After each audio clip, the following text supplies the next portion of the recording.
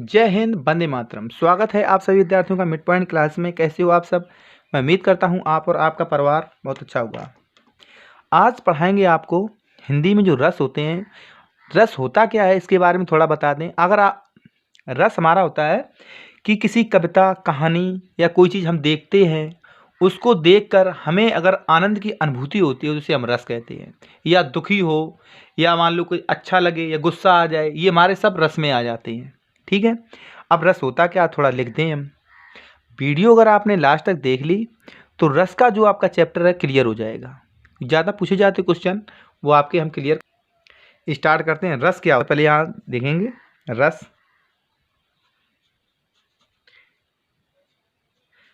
रस रस क्या होता है? साहित्य में रस का अभिप्राय लिखेंगे हम यहाँ पर।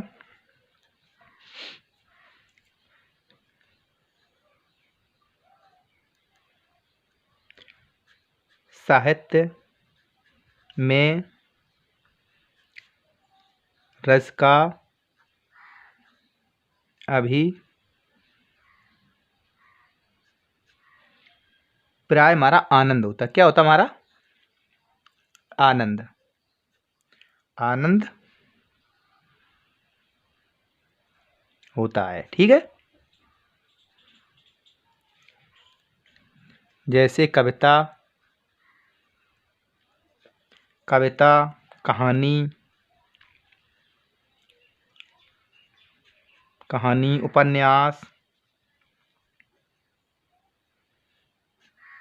उपन्यास आदि को पढ़ने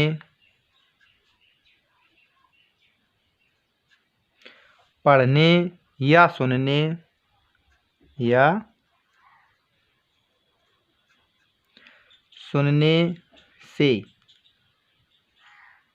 से एवं नाटक को देखने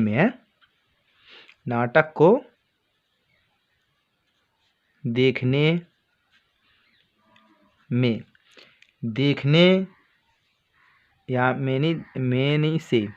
से जिस आनंद की अनुभूति होती है, यहाँ लिखेंगे हम जिस आनंद की अनुभूति होती है, होती है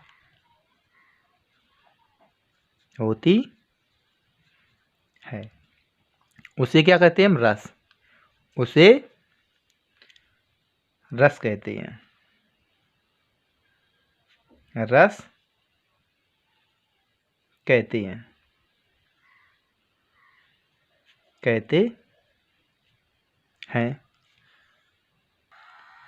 रस कितने प्रकार के होते हैं? रस हमारे होते हैं 10 प्रकार के। रस हमारे कितने प्रकार के होते हैं? यहाँ लिखेंगे हम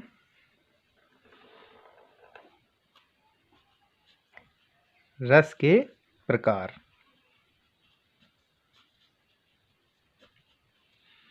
कितने प्रकार के होते हैं हमारे? 10 प्रकार के। 10 प्रकार में 1 नंबर में हमारा आता है श्रृंगार रस।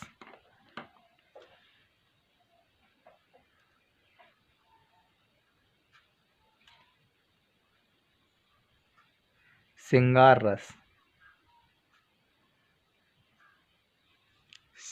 रस डिफीटेड है। श्रृंगार रस। और 2 पे हमारा आ जाता है हास रस।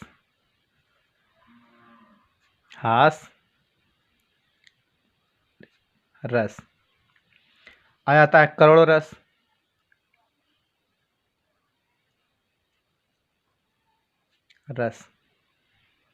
3 पे। 2 पे आता हमारा श्रृंगार रस, 3 पे आता हमारा करुण रस, 4 नंबर पे आ जाता हमारा रौद्र। 4 पे क्या आ जाता हमारा? रौद्र।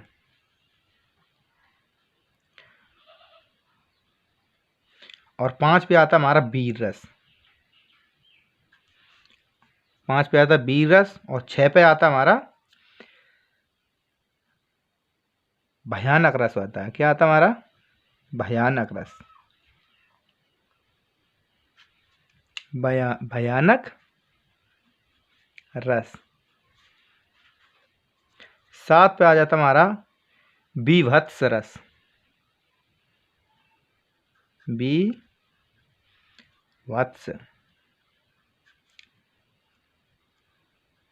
रस, बीभत्स। और 8 पे आ जाएगा हमारा अद्भुत रस। यहाँ आ जाएगा अद्भुत रस, अद्भुत रस। 9 पे आ जाएगा हमारा शांत रस।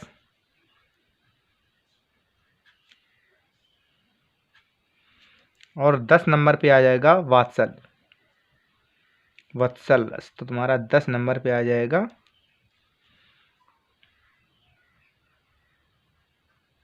वत्सल रस।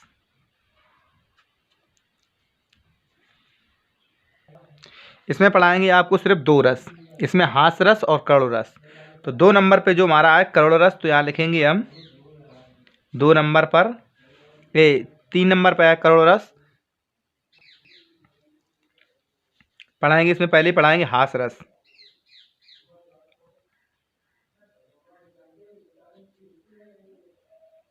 हास रस, हास रस को समझने पहले हास रस क्या होता है?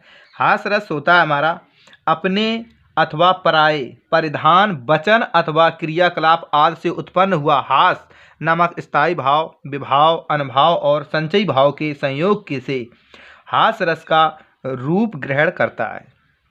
मीन्स इसका मतलब निकल के आ रहा, जैसे वचन कोई बोल दे आपको, उससे हंसी आ जाए, या क्रियाकलाप कहीं खेल ऐसा काम हो रहा है तो अगर उससे हंसी आ रही है आपको, तो उसे क्या होता है? हास रस होता है। तो यहाँ लिख लेंगे, क्या लिखेंगे? तो यहाँ लिखें अपने अथवा पराये परिधान, या तो अपने से भी आ सकता है, तो यहाँ लिखेंगे अपने अथवा पराये। पराये परिधान मीन्स पहनाव से, अपने पहनाव से, और परिधान दूसरे के पहनाव से।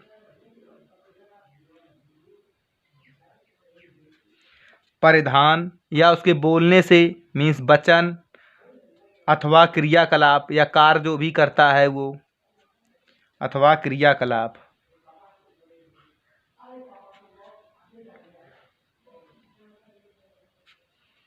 क्रियाकलाप आदि,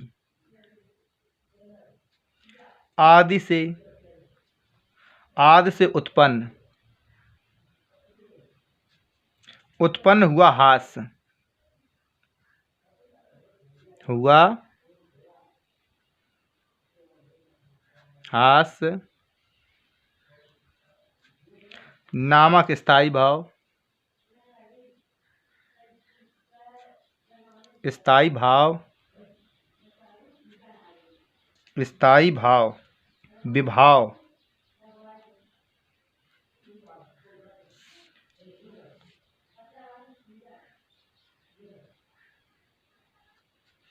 अनुभाव और संचयी भाव, और संचारी भाव, संचारी भाव के संयोग से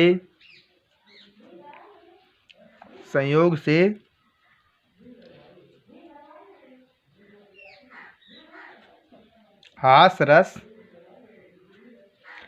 रस का रूप ग्रहण करता है, ग्रहण करता है। मीन्स ग्रहण करता है। अब इसका उदाहरण देख लो इसका।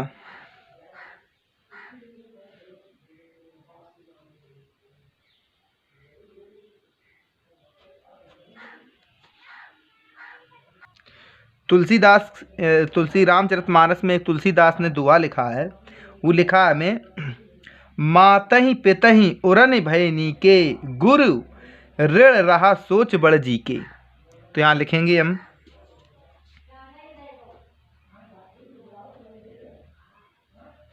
मातहि पितहि,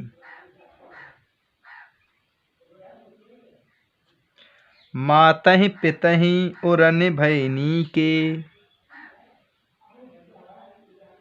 उरन भय नीके, भय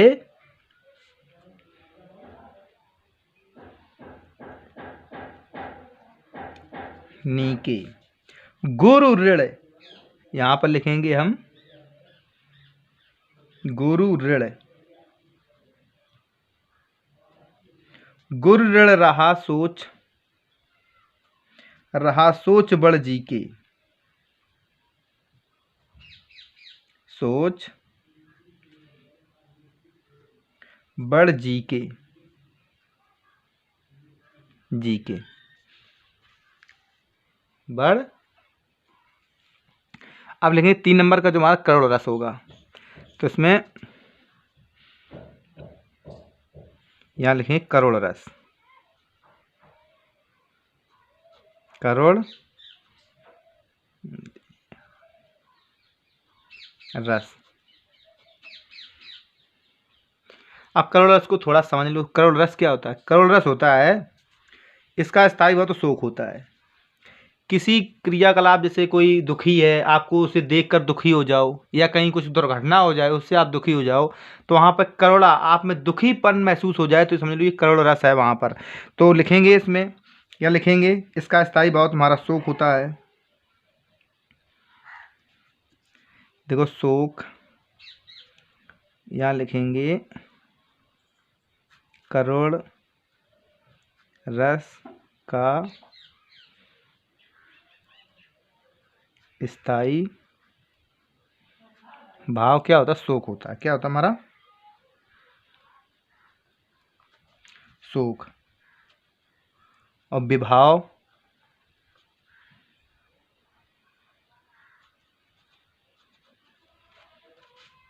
तो विभाव और अनुभाव,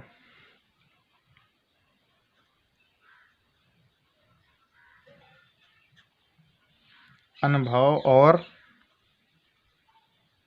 और संचयी भाव, संचयी भाव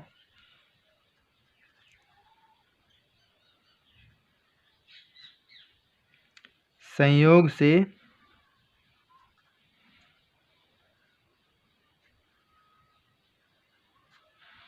करोड़ रस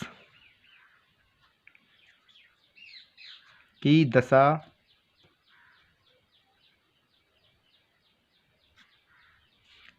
को प्राप्त होता है, को प्राप्त होता है। इसका उदाहरण देख लो।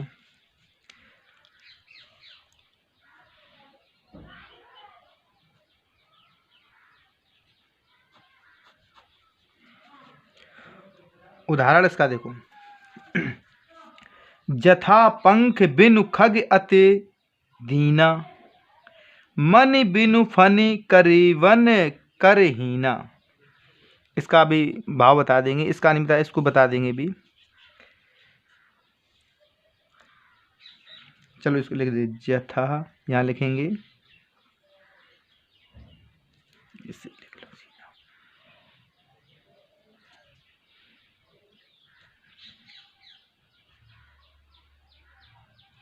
जथा पंख, जथा पंख बिनु, बिनु खग, जथा पंख बिनु खग अति दीना, अति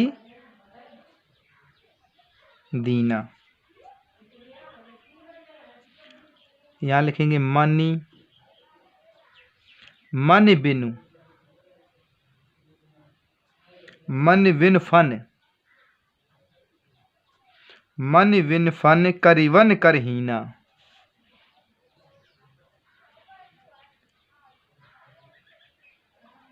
करिवन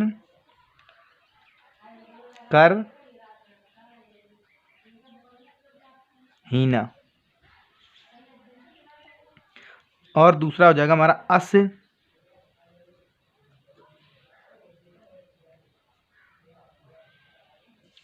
असमम, असमम जीवन, जीवन बंधु, बंधु बिन तोरी,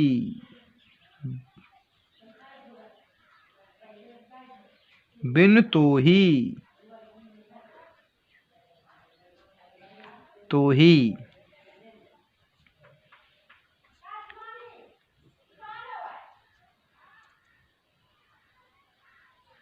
जो जड़ देव, जो जड़ देव जियावहि मोरी, जीवा वही मोही, मोही।